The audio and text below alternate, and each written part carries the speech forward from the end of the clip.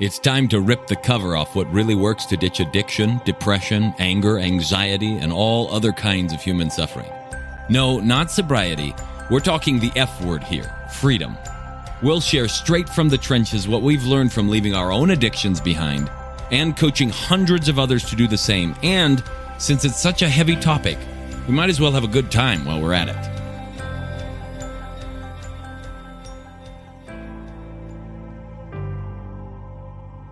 All right, welcome back to the Alive and Free Podcast Book Club, Week 2, on the second chapter of Built for Freedom, available at all your just Amazon retailers.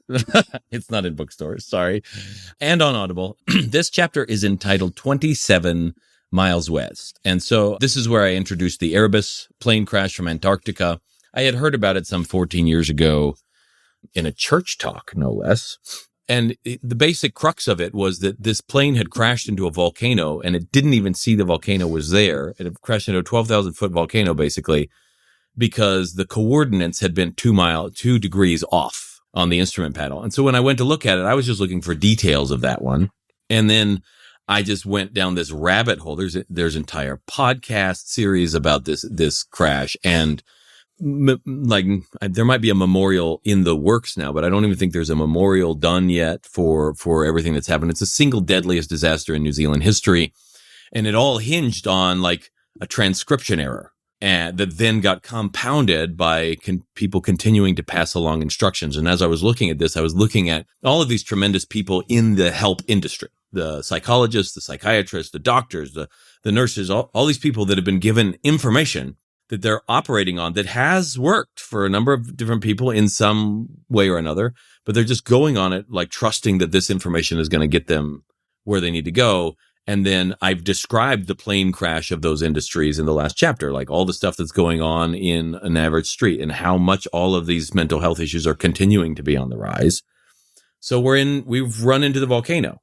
And so my question in that one was like, what if it's just because we're just a couple degrees off and we've missed the mark a little bit? So that was where I kind of started the idea of it. And I take that metaphor through the book for several chapters before leaving it behind unceremoniously, because there's better things to focus on, like life, and it doesn't have to be a big bang. You want a really interesting experience when Bob talks about detailing the accident, the flight crash. I don't know if I was ready to hear in depth how much you go into. I think it would have been okay, except when I listened to this part of the story, I was sitting in a sauna, confined in a very small, very hot space, 140 degrees, listening to this account, and definitely a physiological response. Really powerful, but also I wouldn't suggest doing the same thing I did in being in that space listening to this chapter. Yeah, you definitely want to be open. I mean, there's some gruesome details. There's epic books on it, like 900-page books on just this crash, and a book that was an epic poem written about it, and like all of this stuff, and details from all kinds of different arenas about this one crash that has consumed a lot of people's attention for a long time. And I think that made it even more profound for me, because then I was looking at the aftershocks and the aftermath of it, and all the people that were with PTSD and struggling with depression and all these other things that came from their having to deal with a life event. So I felt like it layered on really nicely to people struggling with trauma, things that have happened to them, how they deal with it, people blaming, there's all these conspiracy theories that came out of it. And so the blame game that showed up, people had to like resign from jobs, CEOs from airlines, like all kinds of a mess that happened as a result of a single event that came from just a human error. Right. And we talked about this when we discussed chapter 1, but experiencing the experiences inside of the book. Now, fortunately, none of us have been in a plane crash and been killed by that. But the thing that I think was really powerful is like reading in detail what was going on, and then the connections to my own life after the fact, and how I'm handling trauma, how I'm handling these various, sometimes difficult situations in my life. The level of detail, there was a power to that, where it's like I could feel inside of what I was reading and just experience that, in the safety of my own home. Mm-hmm. But that made that a significant experience for me, because I was reading about something that was horrific. And also then being able to look at that and through the lens of what people who were the survivors, not of the plane crash itself, but they're after the fact and what they went through. Yeah. And to see that, in my own experiences, small and large, like how I handle things and how, had I not met Bob originally, things in my life would probably be very different just in terms of how I process the most challenging aspects of what it is that I encounter. So that was really, really cool. Yeah. I mean, I have over the years taken a lot of courses in writing and studied delivery on things, studied comedy and stuff, just because I really love turns of phrase. I really enjoyed being in the presence of a great speech or a really great delivery. And I wanted this to feel in some ways cinematic and in some ways like, wow, I wanted the whole book to feel really gripping, like just like, wow, I can't put it down. Like even though I'm in the middle of this, I want to know what the next thing was, so that like, because there is some science to the emotional power, like when there's a heightened level of emotion or experience that comes with any idea, that idea sinks in deeper.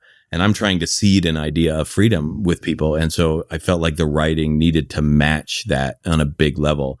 And it needed to be believable enough that the person could be there and feel it and then get the idea at the time when the experience was the most raw, because then they could take it and run with it and be able to do something with it. One of the side stories which you kind of hit on in talking about that flight is all the people that have tried to help along the way. Yeah. And the thing that I was caught by is like how many of them struggled decades later, how much that struggle was. And I was like, man, I wish I could have come to a freedom retreat, and just how long we have tried futile things that haven't helped people actually, but has caused more harm. And you get into that a little bit more in this chapter. Right. When you talk about your craniosacral therapist teacher and her struggle with 14 years of that, but also ECT and all those things. And I think we've talked about this, but it used to be called shock therapy. Right. And my own grandmother, like this has impacted my life. I mean, I've never met her, but her husband died in a train accident, and one of the things that they did for her 100 years ago or whatever it was shock therapy. And after being in and out of the insane asylum, she eventually committed suicide. It did not help, and there's so many things that we're doing that have not helped, that keep people where they're at. And you allude to that when you're talking about, your instructor struggling for 14 years or working for 14 years on the same thing. Yeah. Birth trauma, Yeah. She's still struggling for that. And don't get me wrong, it doesn't mean I had to do an interesting dance with this, right? Because I have nothing against the people that are out there trying to help others. Well, and let me just say, throughout the whole book, like I greatly respect the way that you handle those people. Like they are good people. Yeah. Investing their lives, working hard with the best intentions to help people and free them as much as possible. And I've been in that field a little bit. And so thank you for respecting those people and their intention. But it's you do handle them well, and they are well-intentioned, and we're doing things that aren't helping. Yeah. Like you give a well-intentioned person a bad tool, and they'll do what they can with the tool with the best of intentions. And it might even help from time to time, but give them a better tool and, they could do something a little bit better for sure. Well, you mentioned the book, just referring to that story. You said that day marks another turning point when you were working with her. Yeah. I'm not interested in being a table tart for life, popping healing sessions like pills while constantly struggling, regurgitating old hurts wherever life has a hiccup. Do you want to talk about that a little bit more? Yeah, it was one in terms of style. I tried to write this like a journalist story, like present tense as much as I could, unless I felt like I needed to refer to something. And it took a little bit of dance for that, because I wrote it like, here I am, I'm doing this, I'm doing that, so that the person reading could feel like, okay, he's here, I'm watching it happen, I'm watching it go down, instead of some third person omniscient or, kind of perspective as well. And that was a very conscious choice that sometimes required a lot of mental gymnastics on how to write a sentence that didn't sound like Jeff's favorite sentences. Again, the sentences in this book rule. Also, what's a table tart? What's a table tart? That was a phrase. That was a phrase that they used among like in the craniosacral therapy field that I trained with them for several years and worked as a craniosacral therapist for a number of years, wrote a book about that as like an introductory book to help people understand the sort of like subtler aspects of healing that some of these alternative therapies work with. And, that person particularly was like, yeah, I'm just a little bit of a table tart, anytime I can get a session, I will. But then she would get down there and she had basically turned her life somewhat into a life focused around the process of, or the experience of healing.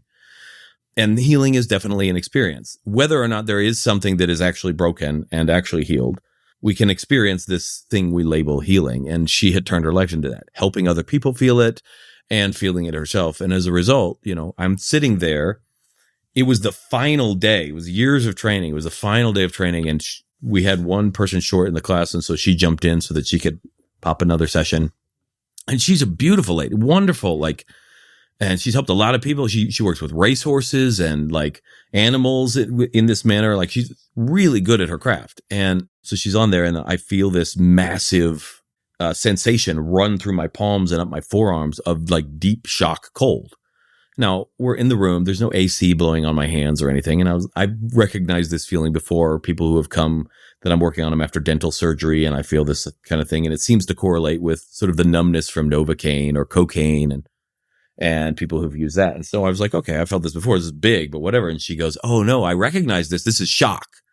I was like, oh, okay. Yeah. And she's like, this is birth trauma. I was a forceps baby. And they grab around your cheekbones and help pull the head out of the birth canal. And I was like, oh, okay. Have you dealt with this before? And she was like, yeah. Ever since I started doing this. And I was like, how long ago was that? And she said it was 14 years. And I not playfully, those were like basically the words that went through my head, but I had this internal monologue at that point that was like 14 years. Like, how long did it take to be born? Some people go through labor for 36 hours. Like if it takes 14 years for a 36-hour labor, like what has happened between birth and now? And how many years is it going to take for you to be free of everything that's happened then? And in that moment, even though I worked in that field for a number of years since then, something in me was like, there has to be a better way. There has to be a faster, more efficient way to help a person stop getting hung up on regurgitating some past hurt and being able to engage with life right here and right now. And so that's where I took that one.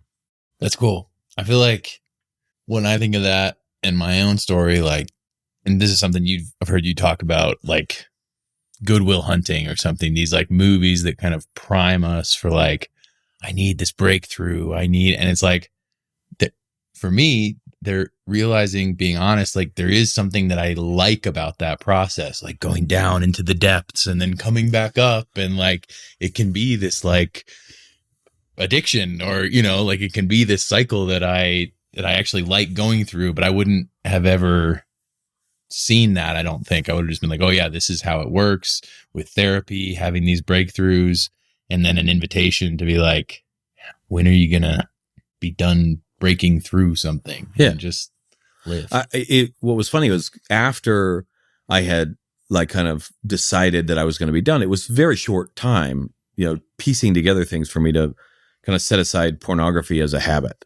It might have taken a little while longer for me to like get rid of some of the like struggle on the internally, but I was able to get rid of it pretty quickly. So within a few months, like it was gone. I didn't have any urges, nothing else like that. But what did happen was I had sort of traded it for this process that you're describing. I had sort of gotten latched on to the significance I found in my life from discovering something wrong with me or a new angle on my past or something, and then finding a root issue and then having a breakthrough moment.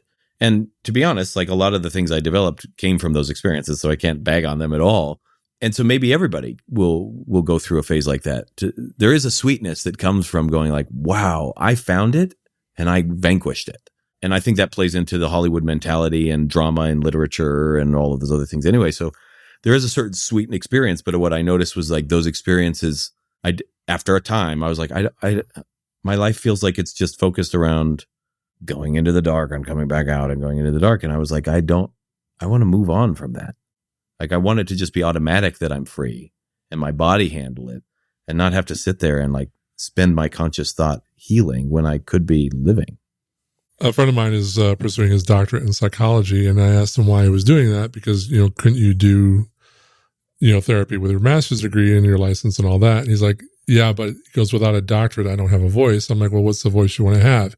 And he told me that the whole of psychology is going to like, whatever you're feeling, it's great. Whatever you're doing is great. And it's all about just confirming wherever someone is at, not ever challenging where they're at. Yeah, I never challenged. ever. That is such a weird paradox, though. Like, because it seems like what you're saying is like everything is great or something. Yeah, We're not life great, is but beautiful. yeah, life is beautiful. The problem is thinking that it's not. Yeah.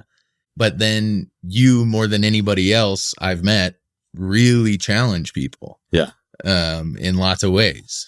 So that, like, It's strange. Yeah. It really is. yeah. Like, at the core, there's absolutely nothing wrong with the world, and that recognition has made me more capable of challenging all the stuff people think about the world. And maybe that's the way I can make sense of that paradox, is there is some sort of external thing that my nerves are picking up on, and there's nothing wrong with that. But if I don't like how my nerves are picking up on it, then I got an issue. And the people that don't want to suffer depression, like, if a person likes depression, what's the problem? They're having a good time. And that's basically a down-regulated neurological system that some people could consider a meditative state. Even in this chapter with Robert Pirsig, who wrote Zen and the Art of Motorcycle Maintenance, based on his experience with ECT, obviously he took some artistic license with it. If you haven't read that book, one of the beat writers from way back in the day, is international bestseller. But he went through this whole process, and he went through ECT, and his description was like when he had a break, like a psychotic break, he sat on the floor crying for like 3 days.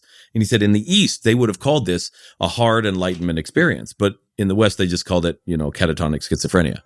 And so then then he got prescribed, let's go put you through some shock therapy and stuff. If you or someone you know is looking to drop the F-bomb of freedom in their life, whether that's from past trauma, depression, anxiety, addiction, or any other host of emotional and personal struggles, but they just don't know how or want some help doing it, head on over to thefreedomspecialist.com/feelbetternow and check out some of the things we've got in store for you, or book a call so we can look at your unique situation and get you the help that you're looking for. And I use shock therapy as a sort of an extreme example in this chapter of what we're doing to people in the name of medicine. And it is not outmoded at all. Like, there was a guy at the retreat this weekend who is a nurse, and he's talking about hospitals that he was working in just last week who have a very, very healthy electroconvulsive therapy program. And he's watching the people go in and out of that like zombies, and how he's like, I don't even know that they could have put some things together. And as early as, and I mentioned this in the book, like February of last year, there was a huge review on all this stuff, and they're recommending that it be done more for more people. And the prognosis is you have about a 50% chance of a 40% reduction of symptoms, So to me, I look at that and I go, that's not great odds. And that sounds like, well, yeah, that's just shock therapy. But those are better odds than most of the regular therapies. And that's sobering. That's sobering, that something so extreme and medieval in many ways. And people are still doing leeches nowadays, and they're injecting like shark DNA into themselves. Like, there's a lot of stuff that if you really take a bad look, okay, we've gotten rid of cauldrons and we've replaced them with Bunsen burners, We've gotten rid of like pointed hats and we put on lab coats. We've gotten rid of a lot of the accoutrements, but it's still quite medieval in many ways. That shark DNA stuff sounds pretty cool, actually. Blue shark DNA, just so you know. And I have been a part of administration of that stuff. So I've had a chance to kind of really look at a lot of things with some of the clients I've worked with over the years in other healing modalities and stuff, with modalities who've come to me. And is that why you have multiple rows of teeth? Yeah. It's something to have a row about. Okay. What I think of with that is an experience I've had with you with stick work. It was maybe like my third or fourth time getting that done. Was this like hard, like pretty uncomfortable deep tissue release thing. And all this fear was coming up about my family and stuff. And talking to you after that, I was just like, I don't want this fear. Like, why is it all this fear here? And you said something like, fear is a part of life. It's not about eliminating all fear from your existence, from your experience. It's about something like dancing with it or accepting it. And that was helpful for me, of just like, oh yeah, it's not that the state that I'm aiming at is just this like pure bliss all the time, exactly the same, no matter what. It's like life does have real highs and lows and different things in there. And if I can accept that and dance with it, then I can have a great experience no matter where I'm at. Yeah. So like I do this in one of our online programs, but I kind of give a graph of, if you were thinking about neurological stimulation, upregulated or downregulated nerves, the body wants homeostasis. It wants to be in this place where it's not like being zinged basically by its own electricity, right? And so, it doesn't matter where you're at on that level. You can either really enjoy the process or really not, and that relationship to what's happening is really kind of at the heart of the matter. So I relay that in there, and then I kind of bring it home by relating how the shock therapy and all this other stuff, it sounds extreme, but like think of all the list of stuff that happens in prescription medications and all the side effects that come on as a result of the method and the approach that we're doing, when really the assumption is still with that approach that there is something wrong with the body. And my assertion, generally speaking, is that there's everything right with the body, or you couldn't experience depression, anxiety, pain, or anything else. The fact that you can have pain means your nerves are working well. Congratulations. And that your brain is forming opinions about those. And those are things you can edit.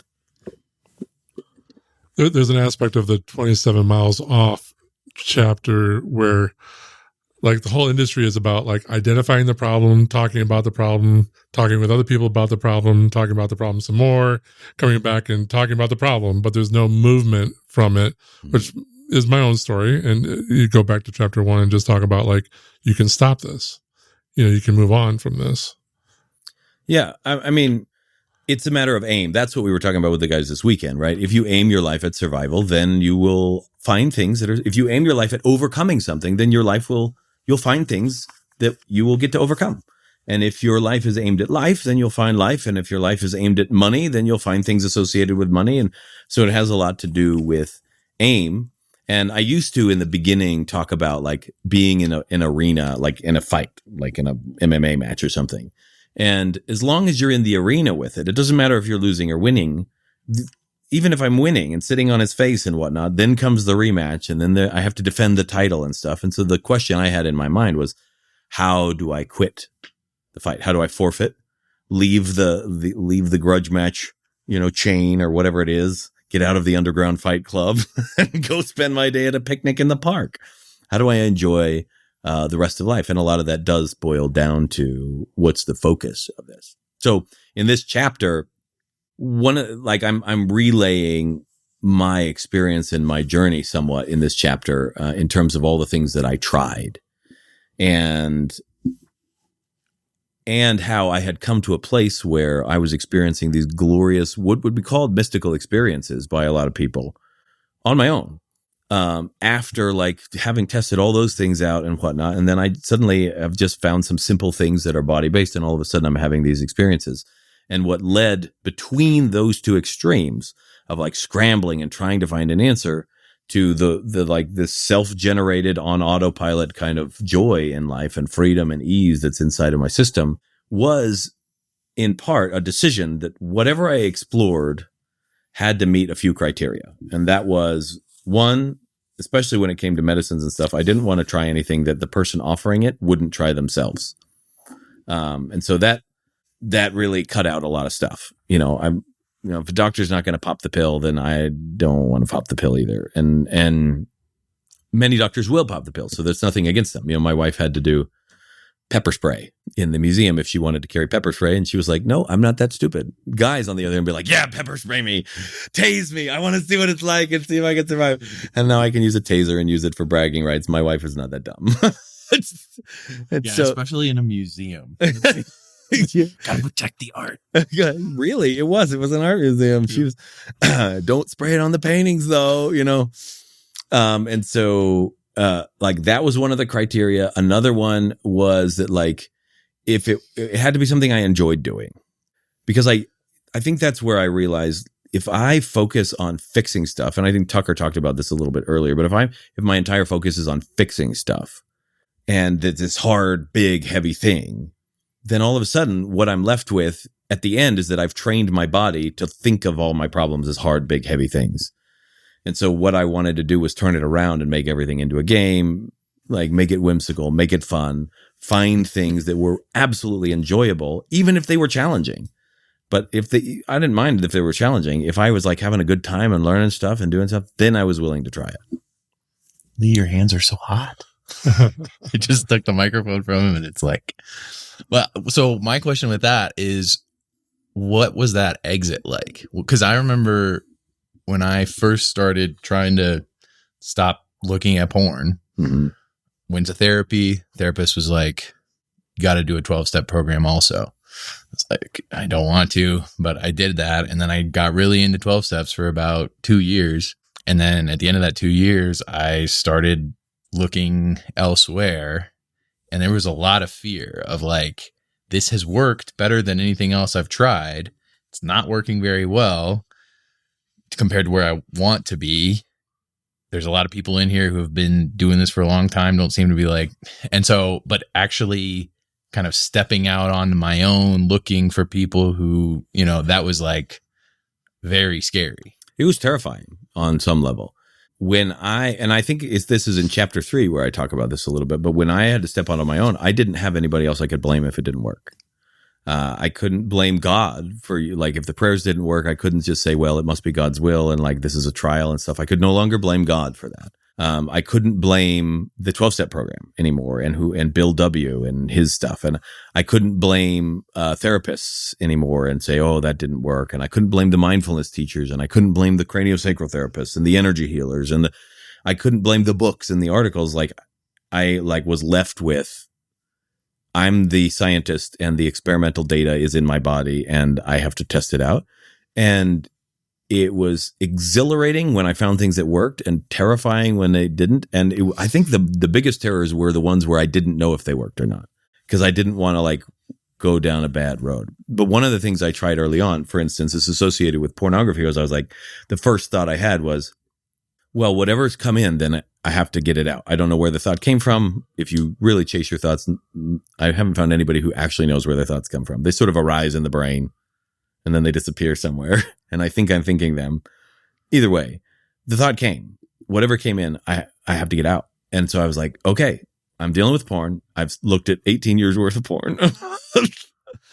And I'm an artist. I am going to get some paper and I am going to get it out. Okay, can you... Those of you listening, can you already see how stupid this is? So I turned on some like inspirational music because I didn't want to go down a rabbit hole, and I prayed first and all the things, and I closed the door, and my wife was like, this is a stupid idea. And I was like, I just have to do this. And so then 45 minutes in, I was a good artist, by the way. Did I tell you guys this? I was basically making my own pornography.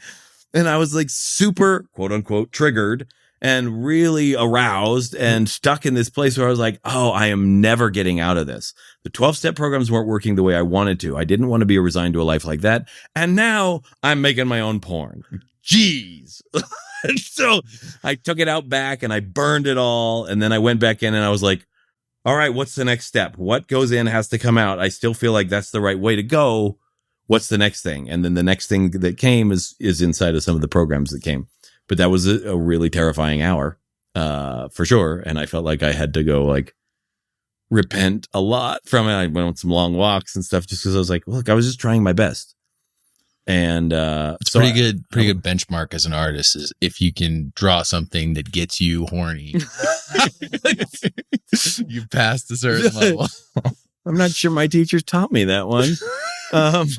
So, and that's a cool thing about the retreats too. And I think something that was surprising to me is that you are very insistent about rejecting credit for people and putting the responsibility, putting the credit back on them of like, you have to do this yourself now. And you talk about, I'm giving you some building blocks, but if you're going to do this, you're going to have to figure it out. Yeah.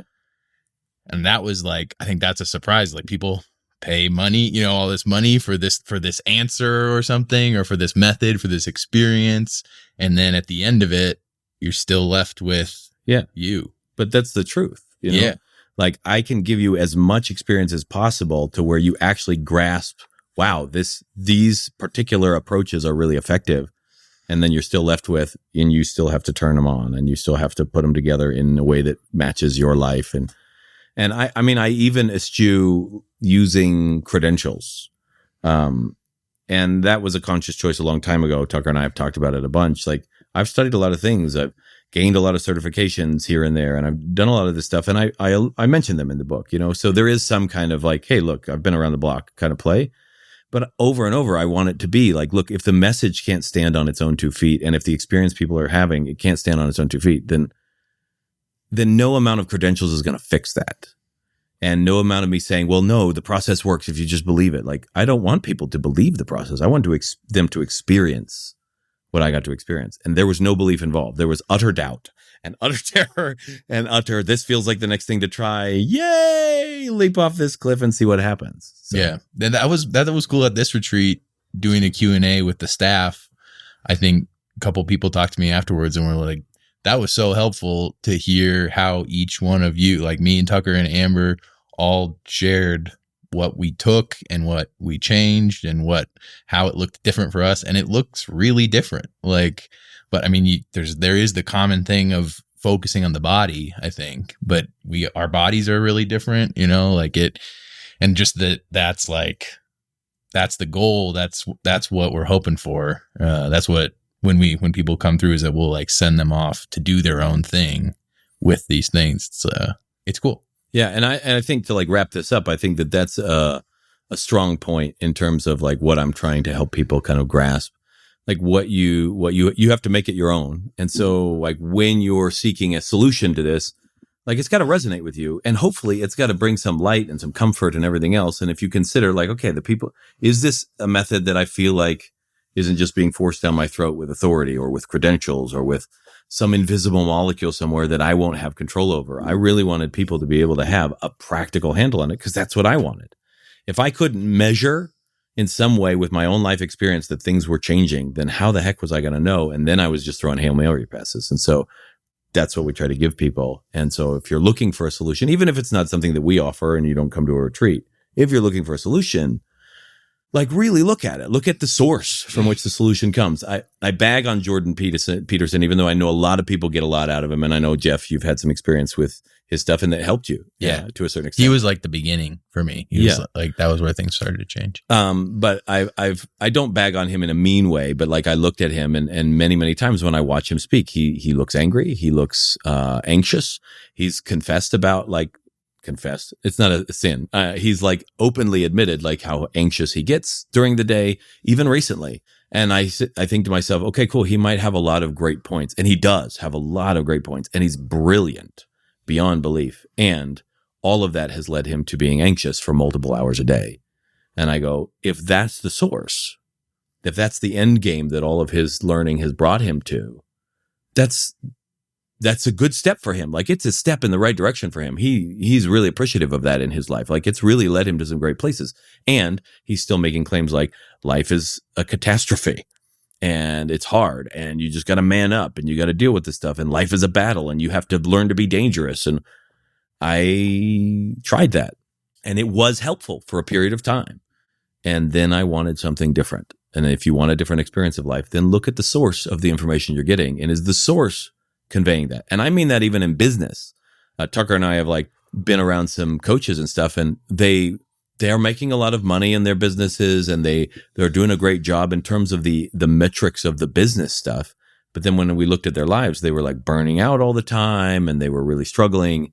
And it's not because they're bad people. It's just that the way they had built their business made their life that way. And I didn't want my life that way. So whatever solution you guys find as you're looking for it, as you're reading the book, as you're asking questions, consider the source. Is whatever is happening with that person's life, is that the end place I want to go? And if it's not, but you still find the information useful, great. Just recognize that at some point you're going to have to bear off the beaten track and go a different direction. And that's it for today's Alive and Free podcast. If you enjoyed this show and want some more freedom bombs landing in your earbuds, subscribe right now at wherever you get your podcasts from. And while you're at it, give us a rating and a review. It'll help us keep delivering great stuff to you. Plus, it's just nice to be nice.